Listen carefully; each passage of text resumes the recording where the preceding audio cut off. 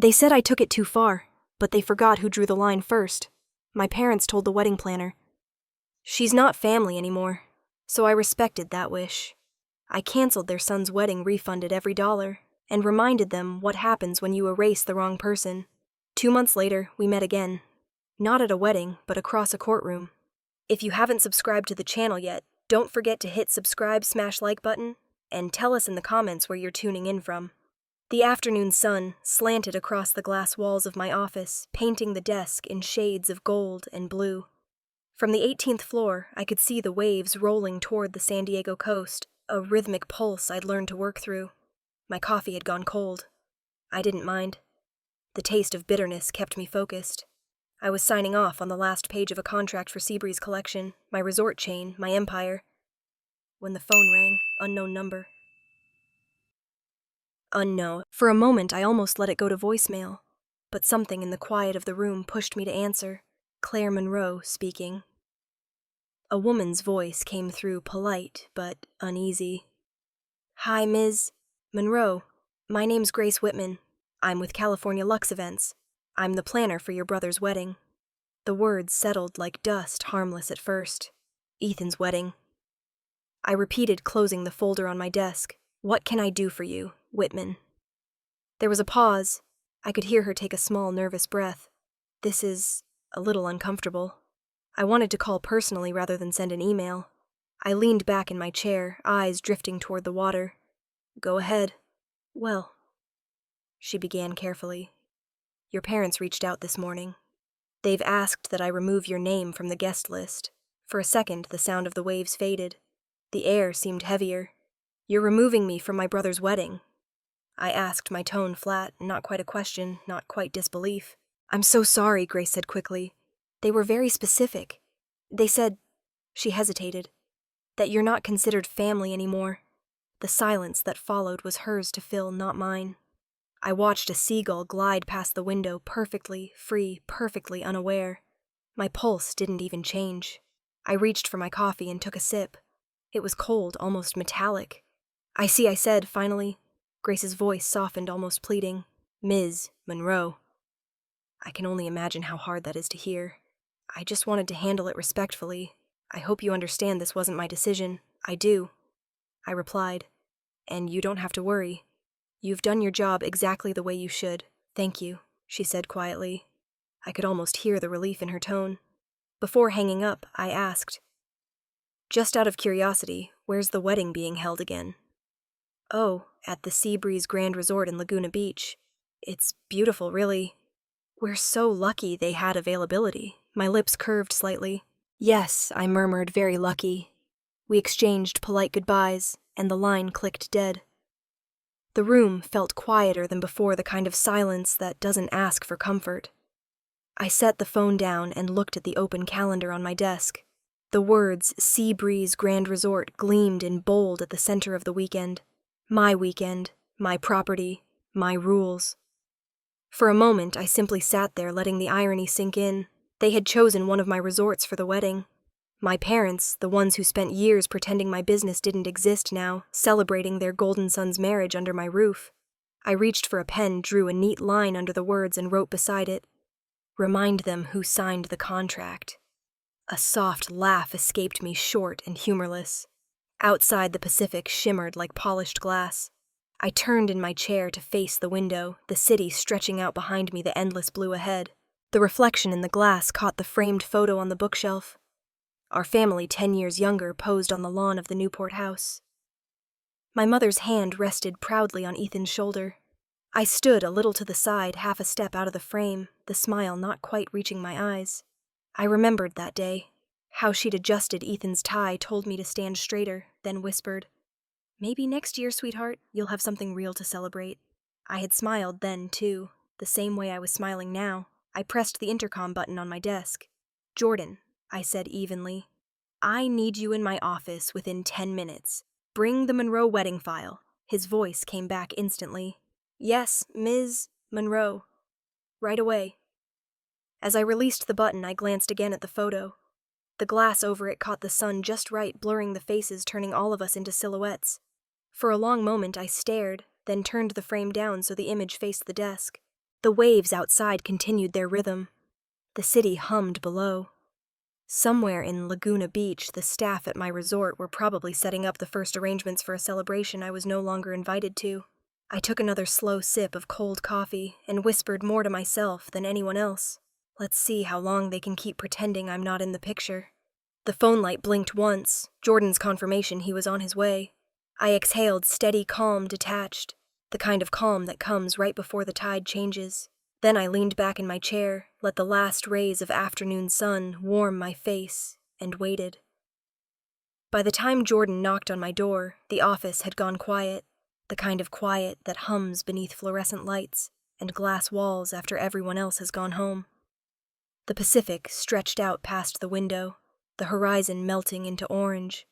I didn't turn from the view when he stepped in. "You wanted to see me." "Yes," I said, still watching the sunset. "Close the door." He did, then hesitated by the chair across from me.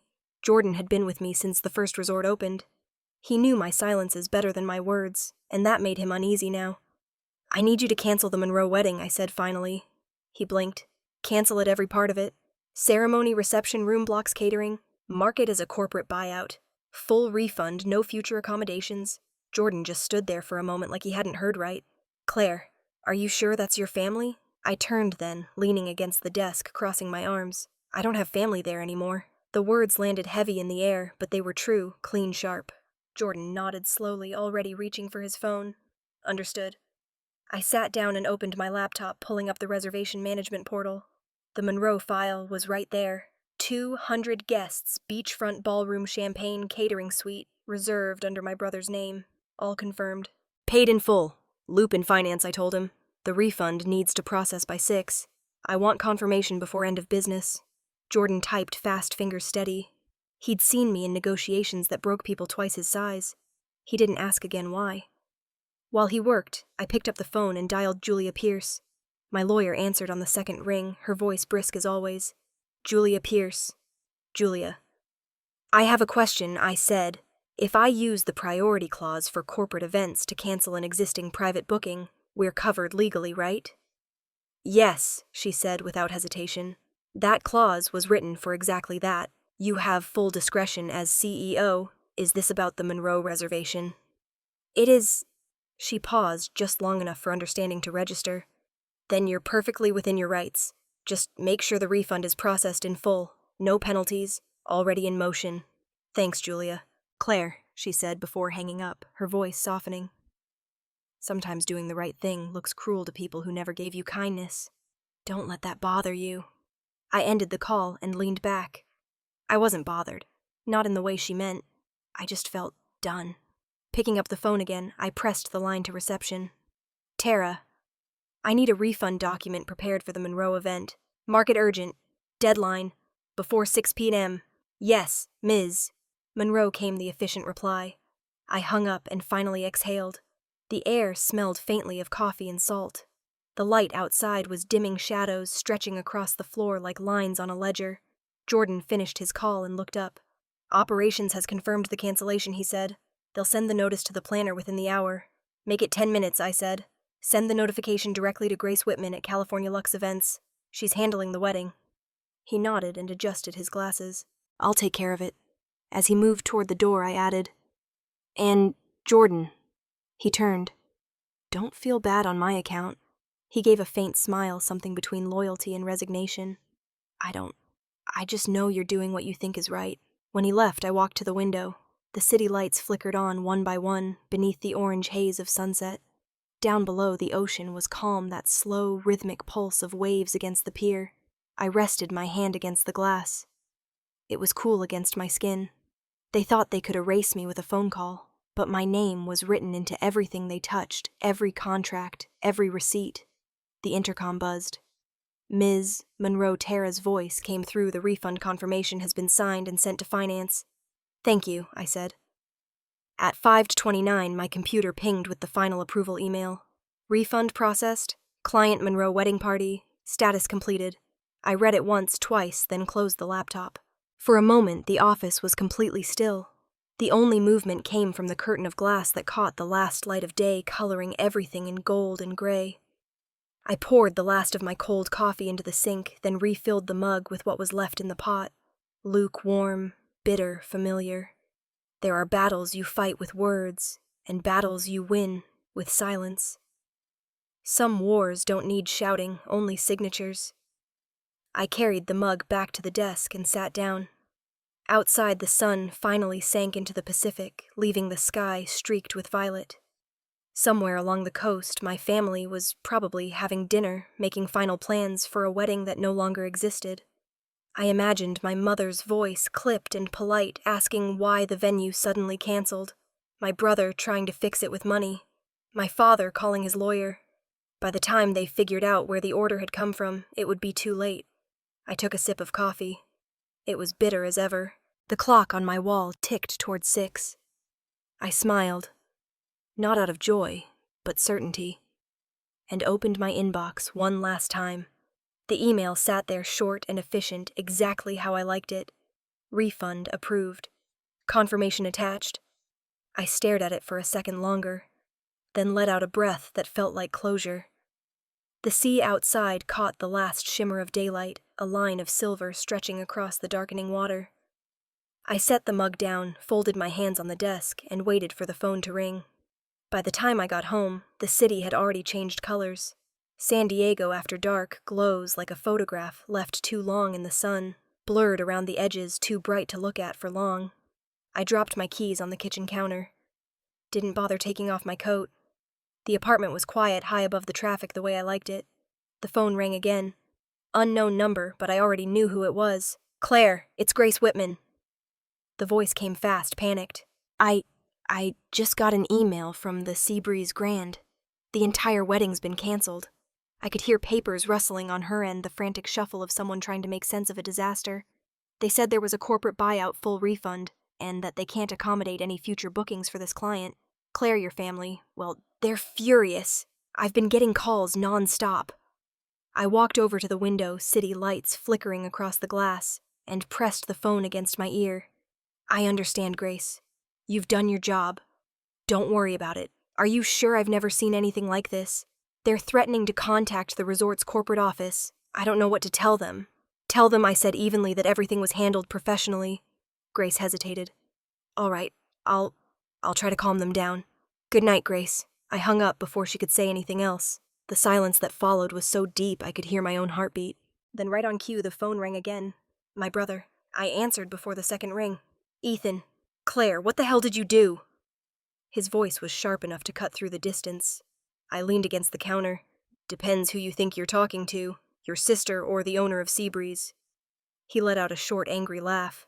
"You've got to be kidding me. Don't tell me." "I'm not telling you anything," I interrupted, "but you might want to read your contract again."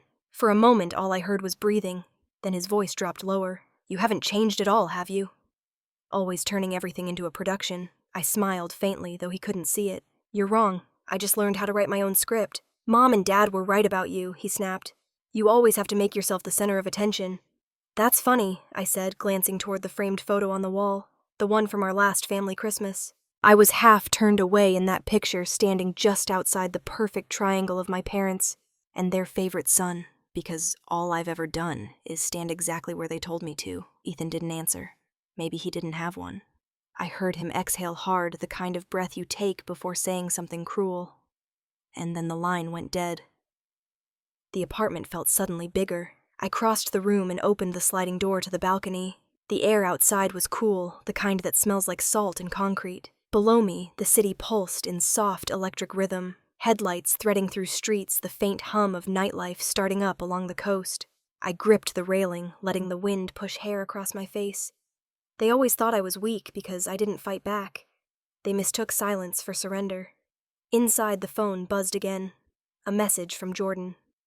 "All done. 6 p.m. Refund processed. They'll receive notice any moment." I stared at the screen until the numbers on the clock changed to 6:01. The timing was perfect. I imagined Grace sitting in her office reading the notification in disbelief. My parents' phone lighting up their outrage spilling through the house. My mother pacing by the window trying to call the manager, realizing the name she needed wasn't a stranger's. It was mine. I went back inside, the wind following me through the open door. The apartment lights were still on a soft yellow that made everything look warmer than it felt. I walked past the photo on the wall, the same one Ethan used to point at, and laugh, saying, "You always look like you'd rather be somewhere else." He wasn't wrong. I stopped and studied it now. The frame was slightly crooked, like it had given up trying to stay straight. In the picture, my mother's smile was perfect, polished for the camera. My father's hand rested on Ethan's shoulder, proud. And me, I was a shadow on the edge of their perfect composition. When they cut you out of the picture, remember, you still own the camera. I switched off the living room light. The city's glow filled the apartment, blue and distant, pouring through the glass like water. The sound of waves reached faintly from the coast, carried up 20 floors. I picked up the phone again and typed one short reply to Jordan: "Good work. Go home." The message sent with a soft ping. I loosened my coat, but didn't take it off. The air inside felt lighter now, clean, in a way that comes after a storm breaks somewhere far away. Maybe they were shouting, maybe lawyers were already being called, but none of that noise could reach me up here. I poured myself a glass of wine, carried it to the window, and leaned against the frame. The reflection showed me standing alone, half in shadow, half in city light. It looked almost like that old photo, except this time I was the one in focus. Down below, the cars on the freeway moved in lines of red and white, endless, tireless. Somewhere among those lights, my family was probably driving home, wondering who had the power to pull the rug out from under them. I smiled softly to myself. The truth would reach them soon enough. The glass in my hand caught the reflection of the city as I turned it slowly, watching the wine swirl like dark silk. Then I set it down on the counter and stood there listening to the low hum of the refrigerator, the heartbeat of a home too quiet to feel lonely. At 6:10, my phone vibrated again, just a flood of notifications. I didn't check them. I didn't need to. Instead, I crossed the room, shut the balcony door, and let the quiet settle back in. The world outside burned bright and restless, but in here, it was calm. The kind of calm that comes when you've finally taken your place behind the lens, and the people who cut you out are just beginning to realize whose picture they've been standing in all along. I remember the day someone told me I didn't have what it takes to lead. I believed them then, until I had no reason left to. The year was 2012, and I was 23, working the front desk at a mid-range hotel in Long Beach. It was one of those sticky summer afternoons when everything smelled faintly of salt and sunscreen. A guest had just come down angry about a double-booked suite, waving his reservation printout like a weapon. I kept my voice calm, apologized, offered him an upgrade called housekeeping. Did everything by the book. That's when Daniel Reeves walked up behind me. He was my manager. Tall, sharp suit, the kind of man who thought power was something you performed, not earned. He smiled politely at the guest, fixed the problem in 10 seconds, and then waited until the man left before turning to me. "You handled that wrong," he said, his tone flat but cutting. "I followed procedure," I replied quietly. He gave a tight, practiced smile. "Procedures for people who can't think on their feet. You don't have management instincts, Claire. You're better suited for service work. Stick to what you're good at." I nodded because that's what you do when your paycheck depends on it. But inside something burned. Not anger, not yet. More like a quiet defiance. That night I stayed for the late shift, wiping down the counter long after the lobby was empty. I remember the hum of the vending machine, the faint crash of waves outside, and the flicker of the fluorescent light above the desk. When the printer jammed, I fixed it myself. When a guest forgot his key, I smiled and let him back in. Then, during the quiet hour between midnight and 1, I pulled out my old laptop and searched for scholarships in hotel management. By dawn, I'd filled out 2 applications. The coffee pot was empty, my hands smelled of sanitizer, but I felt awake in a way I hadn't in years. The next few years blurred into exhaustion, work, study, repeat. Night classes at California State, Long Beach afternoons at whatever hotel would pay me by the hour. There were weeks when my checking account was down to 2 digits, months when I paid rent late and lived off granola bars from the staff kitchen. But every time I passed a hotel lobby, I looked around and thought, one day I won't just work here. I'll own the building. In 2015, I did. Not a building, not yet, but a beginning. I signed the lease for a run-down property near Oceanside and renamed it the Seabreeze Inn. The paint peeled, the pipes leaked, but the view. God, the view was everything. I spent my savings on new linens, hired 2 part-time college kids, and cleaned the rooms myself when the staff quit mid-shift. My first guests were a retired couple from Oregon who left me a handwritten note at checkout. "You made us feel like family." I kept that note. It reminded me that respect didn't come from titles. It came from how you treated people, even when no one was watching. A year later, the inn broke even. 2 years after that, it turned a profit. Investors started calling. By 20, Seabreeze Collection had 3 coastal properties. By 2024, it was 8. And I was no longer the girl who took orders from Daniel Reeves. Now, standing in my glass-walled office, I could see my reflection against the city skyline. The woman Daniel once said wasn't management material. Somewhere out there, he was still playing boss in an aging resort chain, the kind of place my company now bought out for expansion. I picked up my phone, checked the news alerts out of habit. And there he was. His name flashing across an industry headline, "Reeves Hospitality Announces Regional Partnership." The photo showed him smiling, suit, perfect eyes, calculating. Old habits don't die. They just grow more expensive. I stared at the screen a moment too long, then set the phone down. Some debts time settles for you. Meanwhile, in an office somewhere across Los Angeles, Daniel Reeves leaned back in his chair, the same smug tilt I remembered. His assistant had just placed a business magazine in front of him, opened to an article titled, "Seabreeze Collection's Quiet Rise to the Top." My face stared back at him from the glossy page. "She's the one who bought the Coral Bay property last year," his assistant said. "The one we lost in that bid." Daniel's smile didn't reach his eyes. "Keep an eye on her. I heard there's some family drama in the press. People like that crack under pressure." He turned to look out his window, muttering, "Let's see how long she stays lucky." I didn't know about that conversation yet, of course, but I could feel the ripple, the way the past always seems to lean forward, curious to see what you've become. Later that night, I sat alone in my office again, the same place I'd stood that afternoon when everything shifted. My screen lit up with a new notification from Seabreeze's public relations feed. The headline glowed white against the dark background, "Wedding canceled by owner." For a second, I just stared. Then I smiled, slow and certain. When the past comes knocking, let it see how much higher you've climbed. Outside the Pacific was black glass under the moonlight. I pressed my hand against the window palm, flat against the cold surface. Somewhere beyond that horizon, the girl who once scrubbed lobby floors was watching. I hoped she was proud. The monitor dimmed, leaving only my reflection staring back. A woman who no longer believed the limits other people set for her. The silence in the office was deep, but it wasn't empty. It was full of the sound of everything I'd built, every word I'd refused to swallow, every door I'd forced open. I turned off the desk lamp and let the glow from the city wash over me. Some storms you survive by holding still. Others you learn to command. And this one, I thought, had only just begun. 2 days after the cancellation, the air inside the Seabreeze headquarters felt heavy like the moment before a storm breaks. The glass conference room on the 21st floor overlooked the ocean, but no one was looking at the view.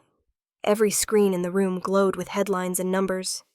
Harper Lane, my PR director, stood at the front scrolling through her tablet. "The hashtag Seabreeze Wedding has been trending statewide for 36 hours, she said. "California, Nevada, and parts of Arizona are picking it up now. It's split down the middle. Half the comments are defending the company, the other half." She paused, her voice softening. "They're calling you heartless." I sat at the head of the table, hands folded. "Heartless," I repeated, as if testing the word for weight. Harper nodded. "And ruthless. The stories everywhere. Local channels, gossip sites, even business outlets.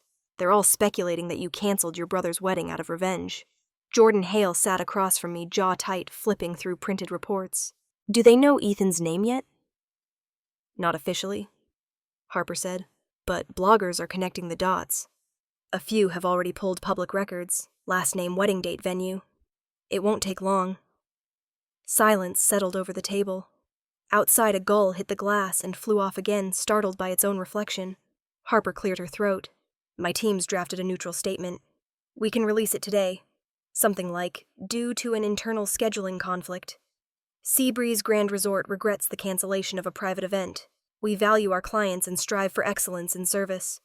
She glanced at me. "It's safe. Professional. Keeps us out of the fire." I leaned back, studying the pattern of sunlight on the table. No statement. "Claire." "Not yet," I interrupted. "Silence is a statement, a stronger one than any press release." Harper frowned. "You know how this works. If we don't respond, they'll write their own version of the story. They already are, I said quietly. Let them. When we respond, it'll be with facts, not noise. Jordan's eyes met mine. You're betting on the long game. I always do.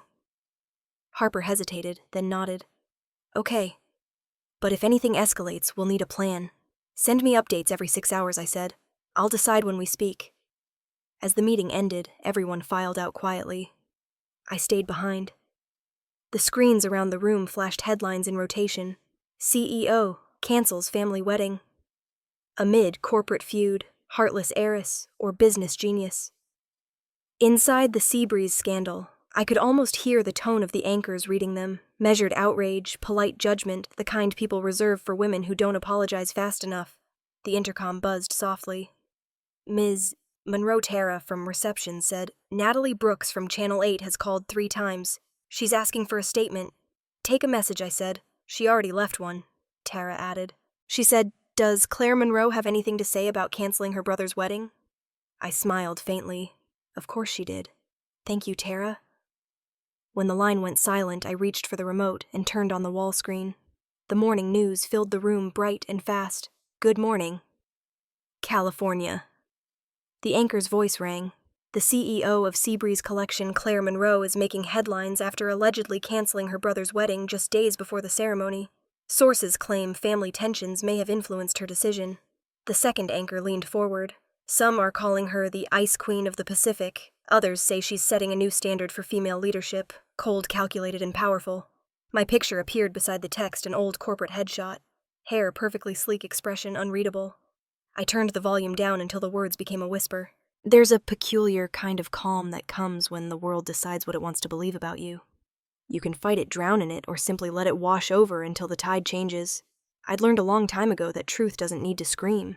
It just needs to last longer than the lie. Jordan appeared in the doorway carrying 2 coffees. I figured you'd still be here, he said, setting one down in front of me. They're tearing you apart out there. I looked up at him. You read the comments. He gave a humorless laugh. Enough to regret it. Don't I said, people always need a villain. It helps them sleep better. He studied me for a moment. Are you sure you don't want to say anything? Not yet, I answered. When the truth comes out, I want them to hear it clearly. He nodded slowly. I'll keep the team steady. As he left, I turned back to the muted screen. My mother's face flashed briefly in a photo someone had pulled from social media. Margaret Monroe, attending a charity gala. Pearls at her throat, perfect posture. The caption read, Sources close to the Monroe family describe the relationship as strained. I could picture her now sitting in that pristine living room in Newport, the sound of the TV filling the silence between her and my father. In that same moment across town, she probably did exactly what I imagined, reached for the remote, turned off the television, and said to my father, We can't let her ruin our reputation. I didn't need to be there to know his response. Then we'll remind her where she came from, but I'd already remembered, and I had no intention of going back. The office was empty when I finally stood. The sky outside had gone from blue to slate, the kind of evening that made the ocean look endless. The lights along the coast began to flicker on, one by one, a constellation of other people's lives, continuing untouched by mine. I walked to the window, resting a hand against the cool glass. My reflection looked calm, detached, almost like someone else's face. You can't control what they say, but you can control how you walk through it. The city below pulsed with noise. Cars, laughter, the low hum of everything that wasn't falling apart. I watched it all for a long time, until the screens behind me dimmed and the office returned to shadow. Then I turned off the lights, picked up my coat, and stepped into the quiet hallway, leaving the noise of the world behind the glass where it belonged.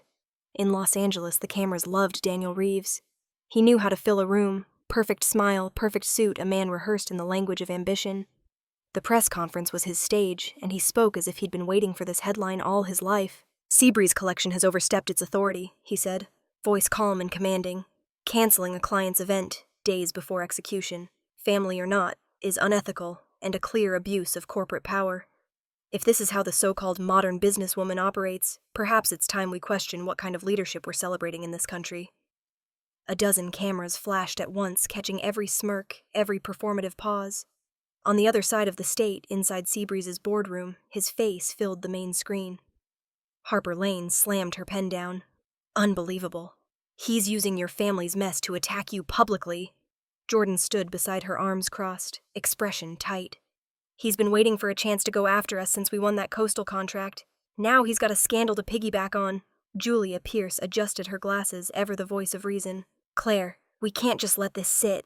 This kind of press spreads fast. We need an official rebuttal, something measured and factual. I sat at the head of the table, watching Daniel's gestures on the screen. His hand on the podium, his confident tilt of the chin. He hadn't changed in a decade.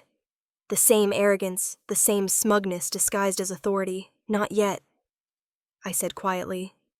Julia turned to me. Claire, he's publicly accusing Seabreeze of unethical conduct. And you know how that looks to investors. I met her eyes. He's bluffing. Let him talk. The more rope you give a man like Daniel, the more he'll use it to hang himself. Harper leaned forward, exasperated.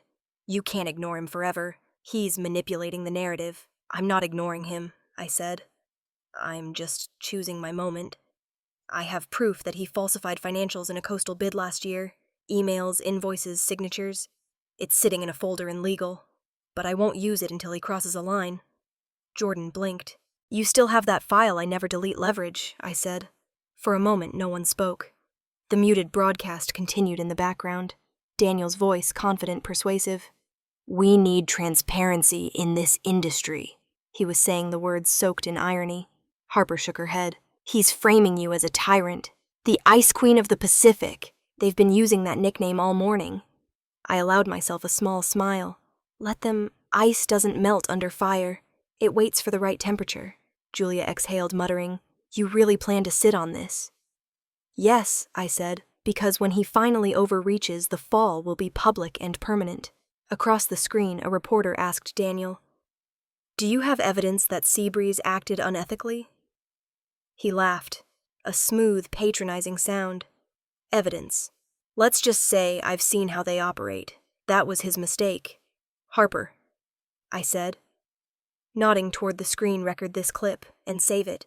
We'll need his words later. She obeyed immediately, her irritation shifting into focus. In the corner of the room, Jordan's phone buzzed. He checked it, frowned slightly, then turned the screen toward me. It was a text from Ethan. I didn't know this would get this far. I'm sorry. I looked at it for a long second before saying, He still hasn't learned when sorry stops, meaning anything. The broadcast continued, Daniel's voice louder now, feeding off the room. Companies like Seabreeze pretend to represent integrity, but behind closed doors, it's all personal vendettas and power plays. They need to be held accountable. He leaned closer to the microphones. And I intend to make sure they are, Jordan muttered. He's setting himself up for a lawsuit. Julia nodded. That's defamation, but if we move too soon, it'll look defensive. Exactly, I said. Prepare the backup file anyway, the one with his bidding fraud. I want it clean, time-stamped and sealed. If he pushes again, we release it through legal channels, not the press.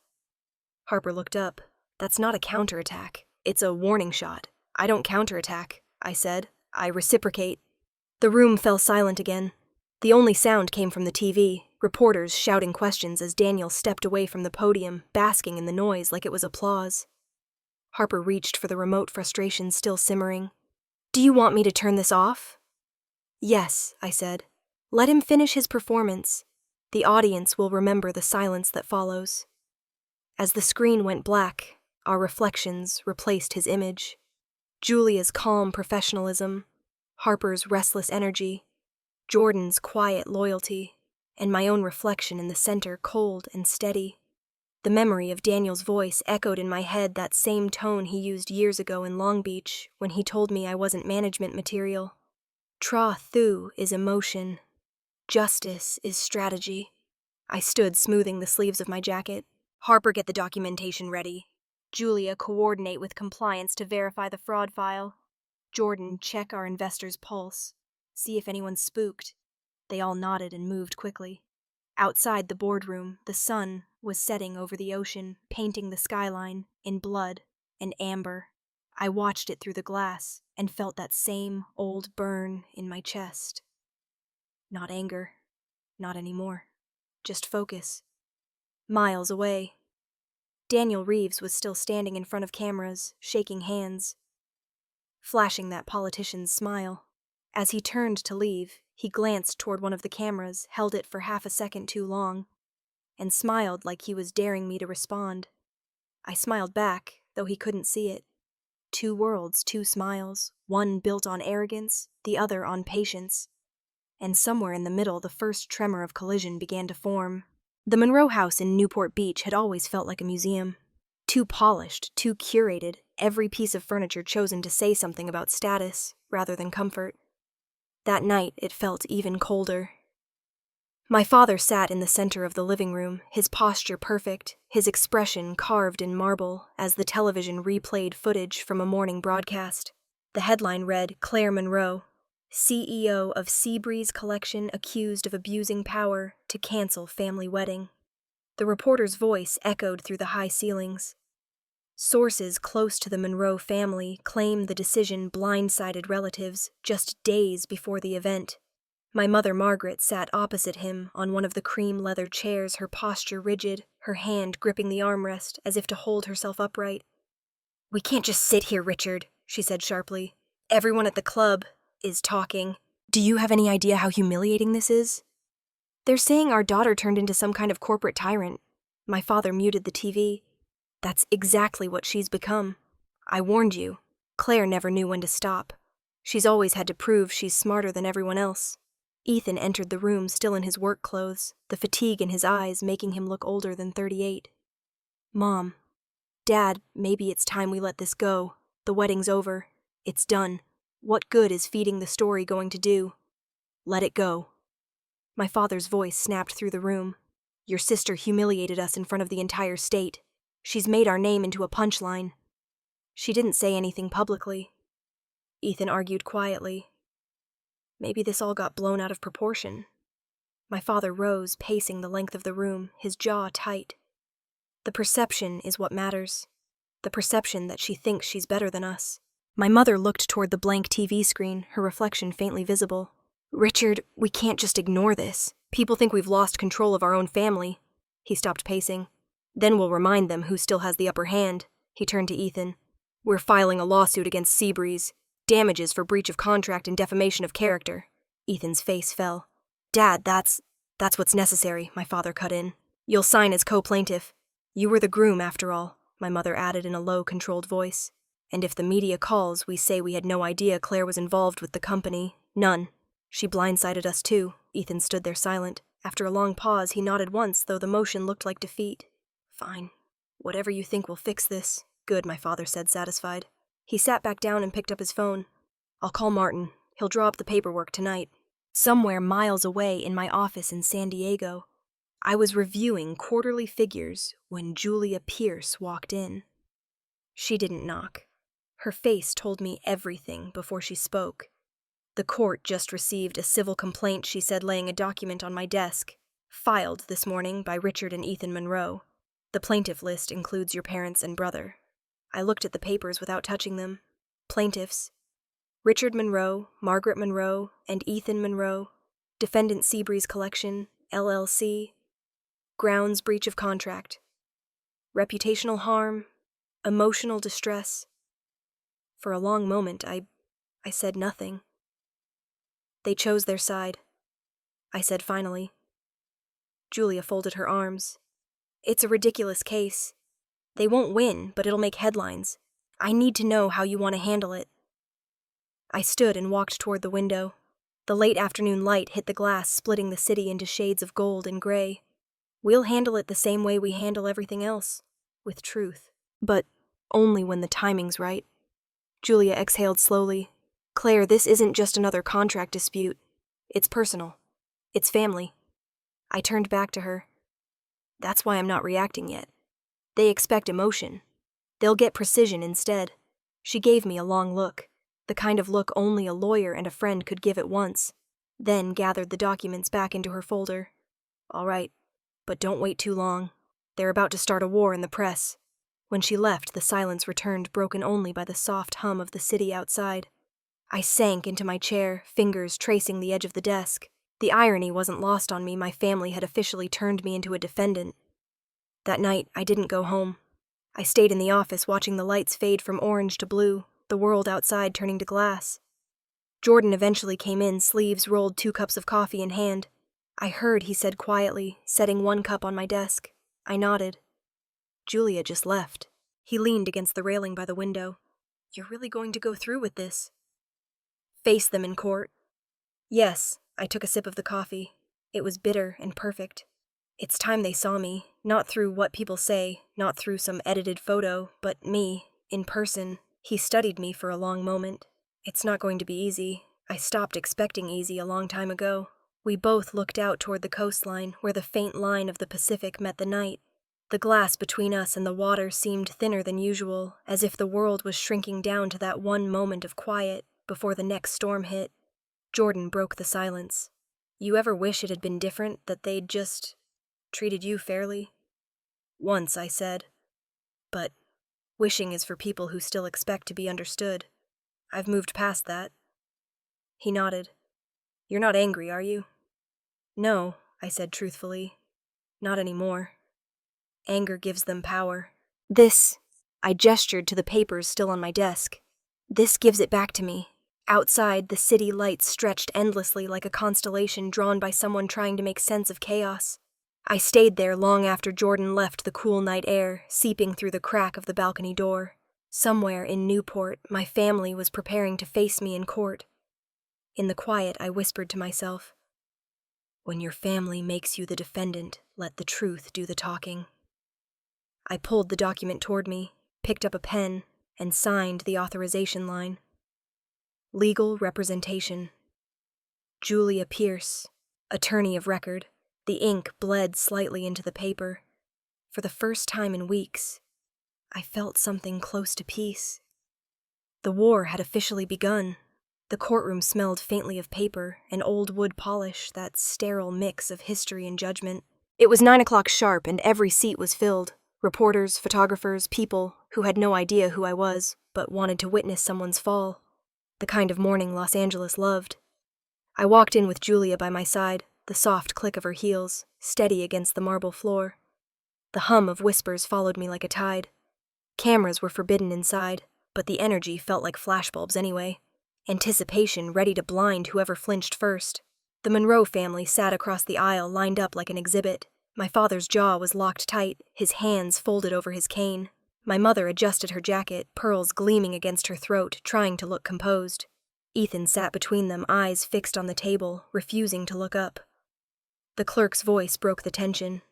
Case number 24 CV0113, Monroe versus Seabreeze Collection, LLC. Julia rose. Defense is present. Your Honor. The opposing counsel. A man named Alan Richards stood for the plaintiffs. His suit was immaculate, his smirk rehearsed. He glanced at me like I was a headline, not a person. The clerk continued reading. Representing Seabreeze Collection, Ms. Claire Monroe, CEO and sole owner. The words echoed through the room. I saw my father's hand tighten around his cane. My mother inhaled sharply. Oh my God, she whispered, not quite under her breath. Ethan still didn't move. Judge Michael Trent adjusted his glasses and looked down at the papers. All right, let's begin. Alan Richards started with his opening statement. Your Honor, this case is about abuse of power.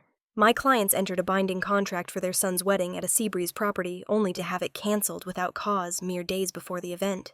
The resulting embarrassment, reputational damage, and financial loss were significant.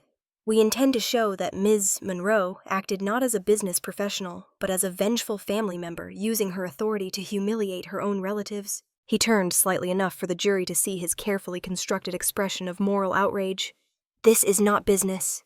It's personal, and it's cruel. Julia stood calm as ever.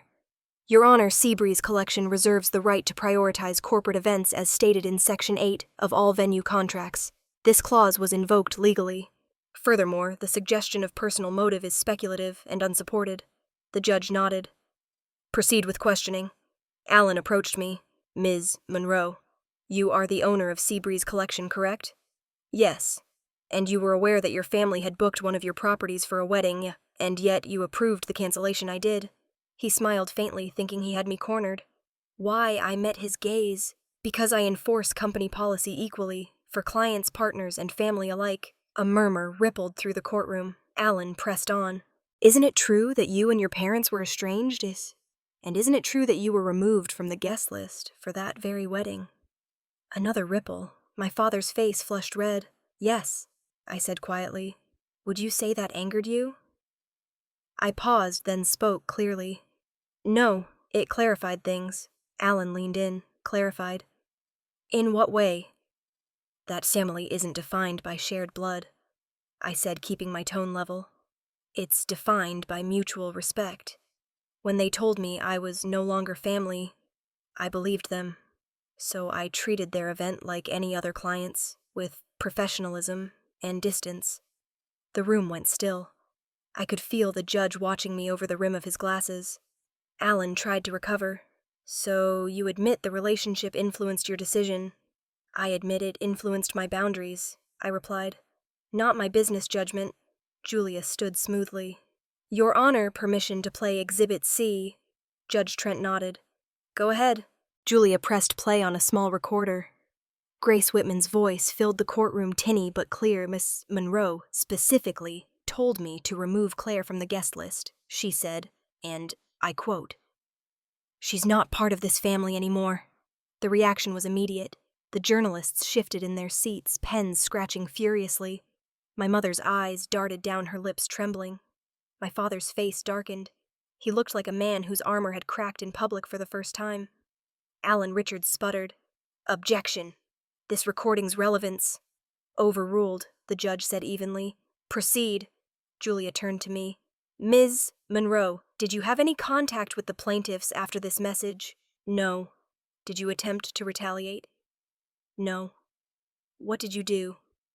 Instead, I made a business decision. I straightened in my chair. A lawful one. The judge nodded slowly, scribbling something on his notepad. Julia gave a small nod, signaling that she was done. No further questions. Alan tried to salvage what was left of his case, but the damage was done. Every sentence he spoke now sounded defensive, hollow. I looked across the room. Ethan finally raised his eyes to meet mine. There was regret there, and something else. Shame. My mother wouldn't look at me. My father just stared straight ahead, his knuckles white. When the closing statements ended, Judge Trent leaned back. This court finds insufficient evidence of misconduct or breach of contract by Seabreeze Collection, LLC. Case dismissed with prejudice. The sound of his gavel hit like a heartbeat. Sharp, final. Julia turned to me, her face unreadable, but her eyes bright. You just won 2 trials, Claire. The one on record, and the one that really mattered. As we stood to leave, the reporters outside could already be heard shouting questions through the heavy courtroom doors. The bailiff opened them, and light flooded in. Flashes erupted the moment I stepped out. I didn't look at the cameras. I kept walking head high, the noise fading behind me like static. Beside me, Julia said softly, You handled that with grace. I smiled faintly. Grace was never the problem. Remembering when to use it was. The cold morning air hit my face as we stepped down the courthouse steps. Across the street, a group of journalists waited for a reaction, but I didn't give them one.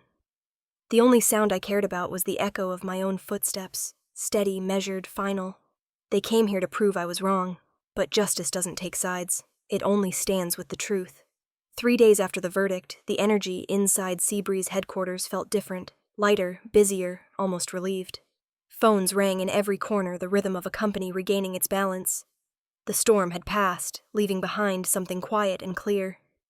Harper Lane burst into my office without knocking a newspaper folded under her arm, and a grin that gave her away before she spoke. You've officially made the front page of every major outlet from here to New York, she said, dropping the paper on my desk. Listen to this. Californian CEO wins lawsuit, donates $2 million. Settlement to Women Reclaim Foundation. You're a hero and a headline. I skimmed the article.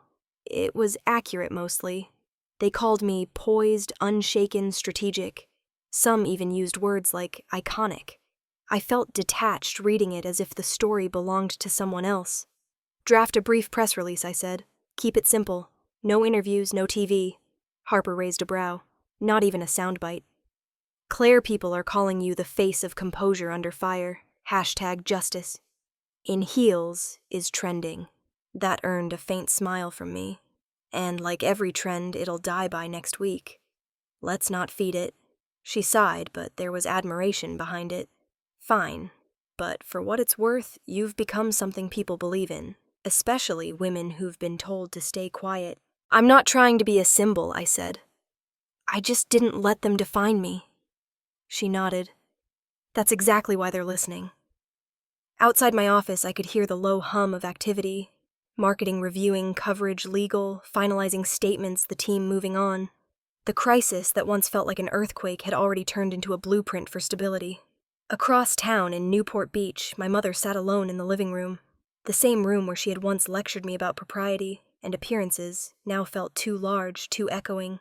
Her phone rang again, another call from a social acquaintance, Margaret. I had no idea your daughter was so accomplished, the voice on the other end said brightly. All those resorts. She built them herself. My mother's hand trembled slightly. Yes, she said softly. She did. After she hung up, she sat there in silence, staring at the half-empty cup of tea on the table. The weight of all the unspoken things between us filled the room like static. Her reflection in the mirror across the room looked older than she remembered. When the next call came, she didn't answer. She just let it ring until it stopped. A single tear slid down her cheek. Quiet, unacknowledged, the kind you shed when pride and regret meet halfway. My father, on the other hand, didn't have the luxury of reflection. In his office downtown, he sat behind a mahogany desk as an email appeared from the board of directors of Monroe Accounting Group. Effective immediately, the board requests your resignation from the executive committee. Recent inquiries into prior financial irregularities have raised compliance concerns. He read it twice, then leaned back in his chair.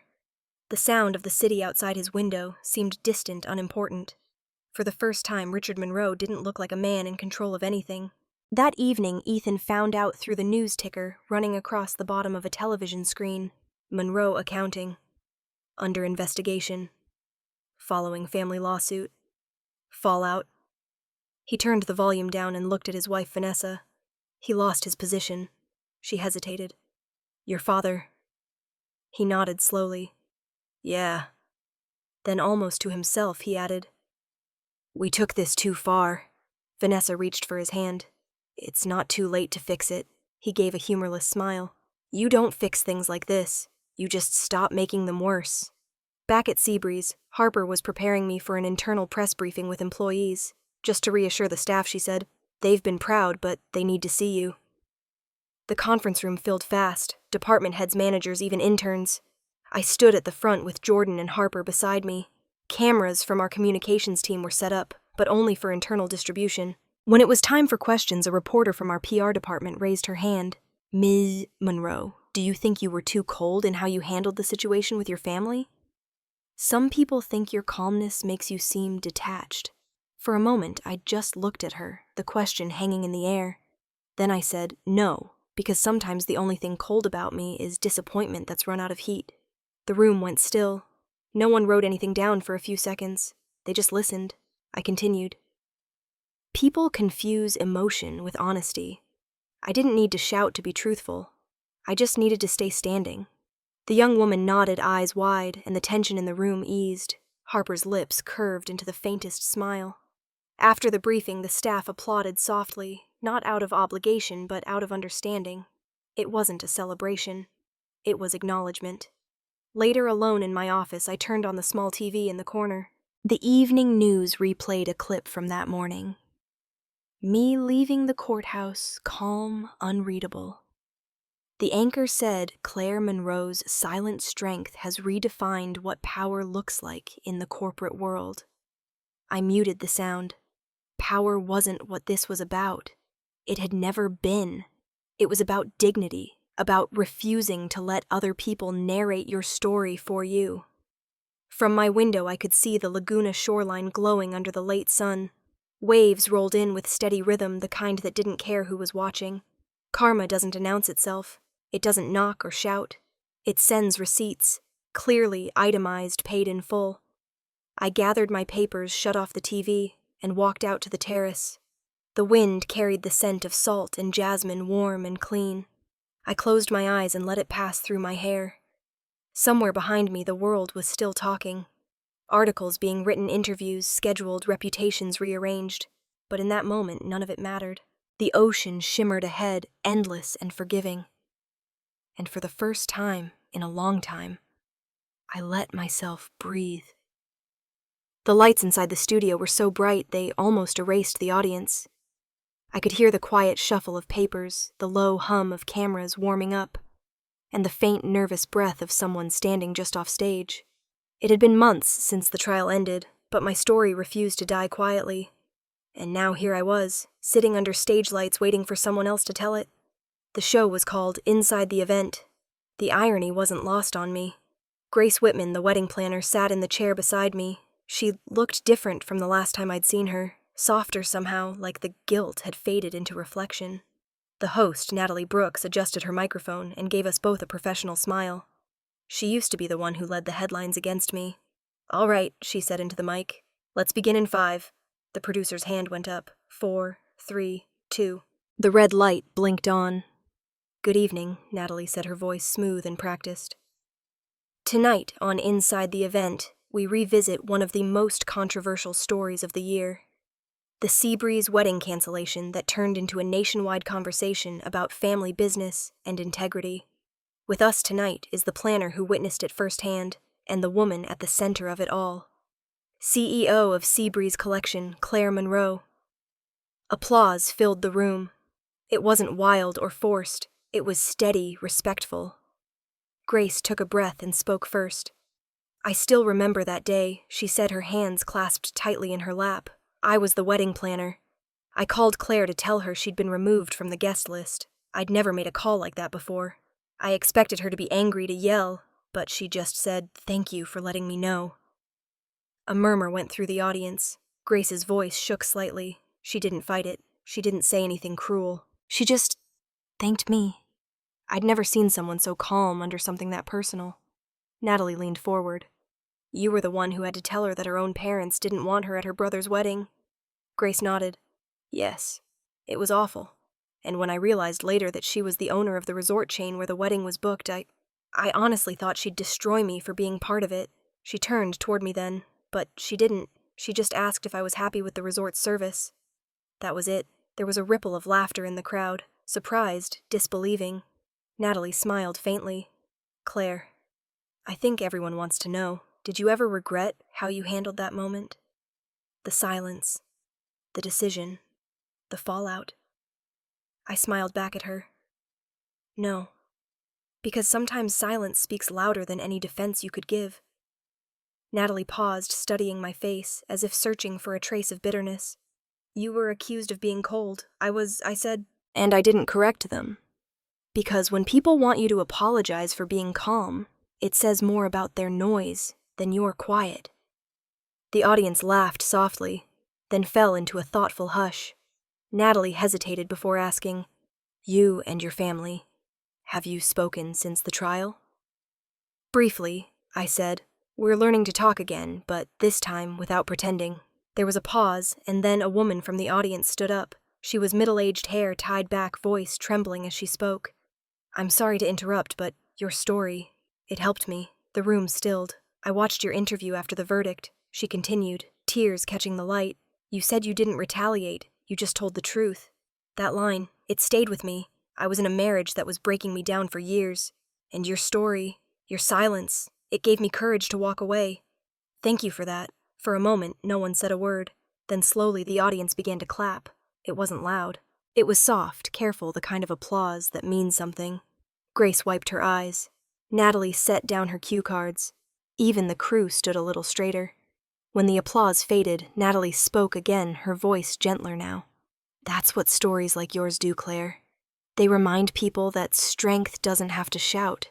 I met her gaze, and truth doesn't always have to arrive on time. It just has to arrive.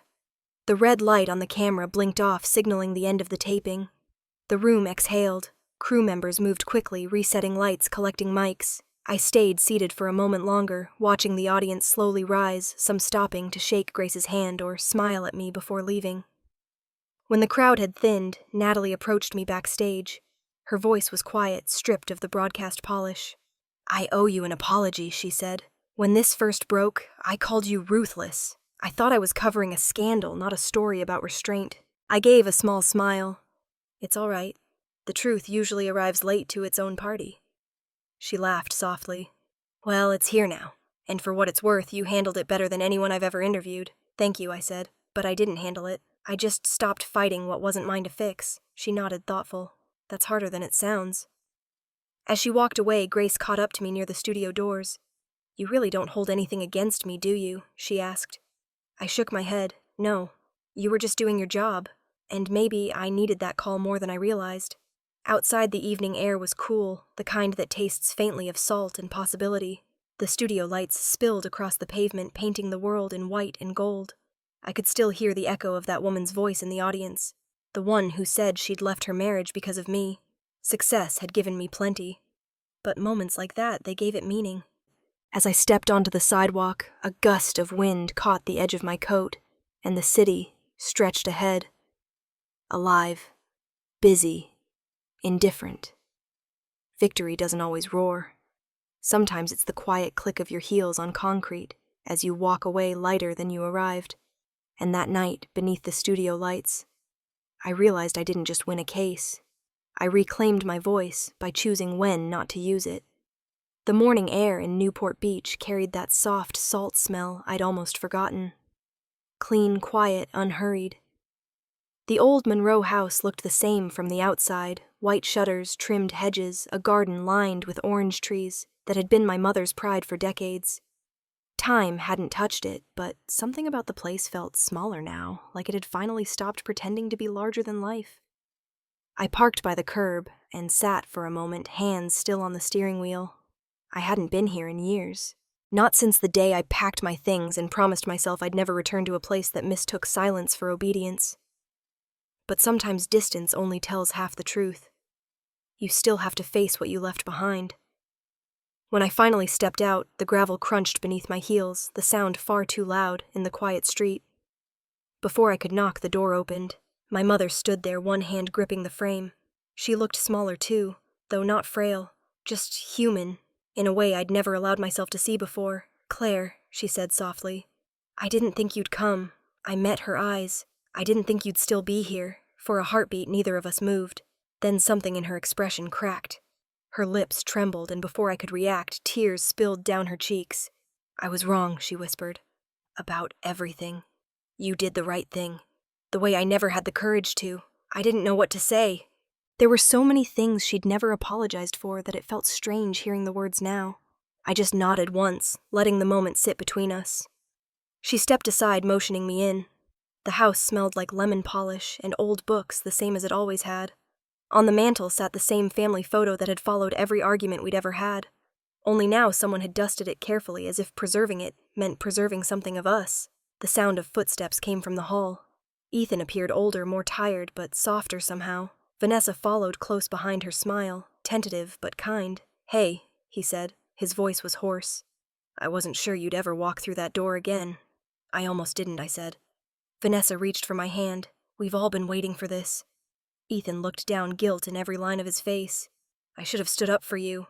I let Dad and Mom convince me that keeping the peace was more important than doing what was right." I sighed. "You were trying to survive in this house, Ethan. We all were."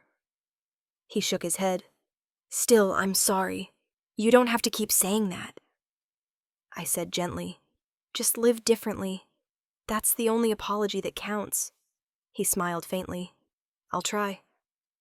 My mother had been quiet, standing near the window. She turned toward me, her hands clasped tightly together. "I saw you on television," she said. "You looked so calm, so certain. I wanted to call, but I didn't think you'd want to hear from me. I thought of the countless nights I'd wished she had called, before everything collapsed." "It would have helped," I said. She nodded, her eyes glistening. "I know. I kept telling myself I was protecting the family's image, but all I really did was protect my own pride. There was no anger left in me, only an ache for all the years that could have been softer." "Pride's heavy," I said. "It wears you down before you realize you're carrying it." The house phone rang suddenly, startling us both. My mother wiped her eyes, but I gestured for her to leave it. My phone buzzed in my pocket a second later. Jordan's name flashing across the screen. I stepped into the hallway to answer. Jordan. Just wanted to let you know, he said, his tone steady but with a hint of satisfaction. It's done. The board voted this morning. Daniel Reeves is officially out of the Business Trade Council. The investigation found his forged signatures. Clean finish. I let out a slow breath. Thank you, Jordan. Thought you'd want to hear it from me first, he said. I'll handle the follow-up quietly. I trust you, I replied. I'll be back in the office next week. Take your time, he said, then hung up. When I returned to the living room, my mother was seated on the couch, eyes red, hands folded in her lap. Ethan and Vanessa were outside in the garden, the sound of their voices carried faintly through the open door. She looked up as I sat beside her. That was work, yes, I said. An old issue finally closed. She nodded slowly, then hesitated. Can I ask you something? Of course. Can you ever forgive me? The question hung in the air heavier than anything else that had been said. I looked at her, really looked, and saw not the cold, unreachable woman from my childhood, but someone who'd spent years trapped by her own expectations. Forgiveness isn't forgetting, I said quietly. It's just accepting that we can't rewrite the first chapter. We can only make the ending worth reading. She started to cry again softly this time, and I reached for her hand. Her skin was warm, fragile, trembling. She squeezed back as if afraid I'd disappear if she let go. Outside, Ethan's laughter carried over the hedge, a sound I hadn't heard in years. Vanessa said something I couldn't make out, and he laughed again, louder, freer. We sat there in silence, mother and daughter, both learning to breathe in the same space again. The morning light slanted through the open door, touching everything it could reach. The old photographs, the polished floor, the edges of our conversation. For the first time, it didn't feel like a house haunted by what was said. It felt like one waiting to be filled with what might be. I didn't need them to bow or apologize again. I didn't need them to praise what I'd built. I just needed them to see me. Really see me. Later, the three of us sat on the porch, coffee cups in hand, the Pacific glimmering in the distance. The waves came and went, steady and forgiving. My mother's shoulders relaxed against the sunlight. Ethan leaned back in his chair, quiet and peaceful. The wind moved through the orange trees, carrying that sweet, familiar scent across the yard. I closed my eyes and let it wash over me. Sometimes healing doesn't announce itself. It just slips in quietly, like spring returning to a garden that never stopped waiting. The sun slid low over Mariner's Key Island, spilling gold across the ocean until the horizon looked like it was melting into light. I stood on the terrace of my private villa, the wind lifting my hair as the sound of waves filled the air below. Everything smelled like salt and sunlight and something clean, something finished. Jordan appeared at the doorway, a folder tucked under his arm. You should see this, he said, walking toward me. Final reports for the quarter. We're officially ahead of projections. Again. I smiled, glancing at the numbers before setting them aside on the table. Not every number deserves a celebration, I said. Some victories should stay quiet, kept in the heart where they belong. He leaned on the railing beside me, looking out toward the water. You always say that when you're proud. Maybe I admitted, but I've learned that pride doesn't always need an audience. Down on the beach, a few guests from another property were walking along the shore, their laughter faint under the crash of the waves. Life went on simple and unbothered, the way it was meant to. Did you see the papers? Jordan asked. Your foundation's gala made the front page, not for drama this time, just for impact. The Women Reclaim Foundation raised more than $4 million in pledges last night. I heard, I said softly. Ethan and my mother were there. I know, he replied. They looked proud, the kind of proud that doesn't need words. A breeze swept past us, warm and forgiving. I imagined them there, my mother in her pearl earrings standing quietly in the back of the hall, her hands folded. Ethan beside her clapping when the foundation's mission video played. There were no cameras this time, no questions, no judgment. Only a quiet kind of gratitude that hung in the air like a prayer. For a long moment I said nothing. The wind carried the faint echo of seagulls overhead, the rhythmic hiss of the tide washing against the sand. You know, I said finally, they once told me I wasn't part of the family anymore. Maybe they were right. Jordan turned to look at me. You don't mean that. I do. I said, because I've become something else, not part of someone else's idea of family, just part of myself. He nodded. Not arguing, just listening. That was something I'd always admired about him, his ability to understand without needing to fill the silence. We watched the sky fade from gold to rose to a kind of smoky violet. The sound of the sea seemed closer now, deeper. After a while, Jordan spoke again. "If they invited you to their anniversary next year, would you go?" I laughed quietly, not bitterly, but softly, like someone remembering a story that no longer hurt. "No," I said. "I'd send flowers, maybe a note, something simple. Some words don't need an audience to be real." He smiled, watching the water. "That sounds like you." We stood there until the sun slipped completely below the horizon, leaving behind that last line of orange that clings to the world before the dark comes in. The air cooled, but not sharply. It was the kind of evening that made you want to stay outside just a little longer. I stepped down from the terrace and walked barefoot across the sand. The water was warm as it met my ankles, pulling at the hem of my linen pants. Behind me, Jordan stayed on the terrace, a silent figure, watching from above, his shadow long against the golden stone.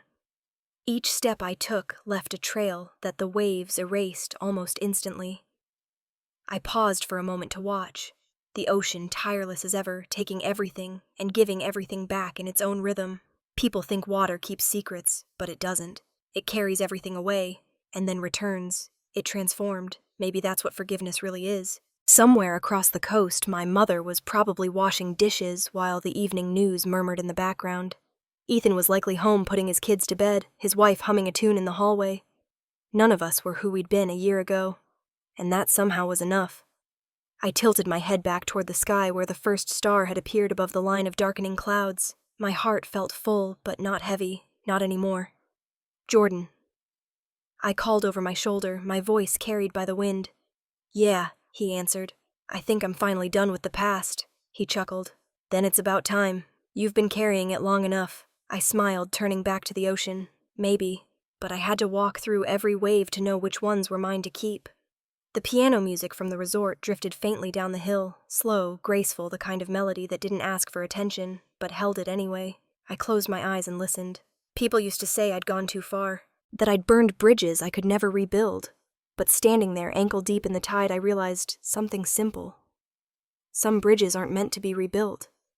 They're meant to lead you somewhere new.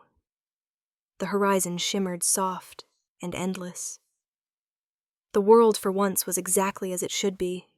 If one day you find yourself erased from someone else's table, remember, you can build your own house by the sea, and sooner or later they'll come knocking at your door. The sky deepened to blue-black. The last light glinted off the water, and I turned toward it, letting the wind catch my hair. Behind me, the waves rolled forward, erasing my footprints again, folding them back into the ocean's quiet memory.